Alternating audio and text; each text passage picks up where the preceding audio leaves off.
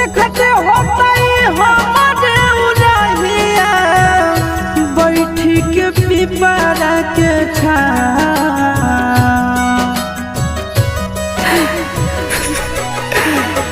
देखते होता हमारे उड़हिया बैठी के पिपरा के रुक रुक रुक अरे टरेनिया रुक रुक रुक रे टरेनिया ले ले चल जनुआ के गाँव रुक रुक रुक रे टरेनिया।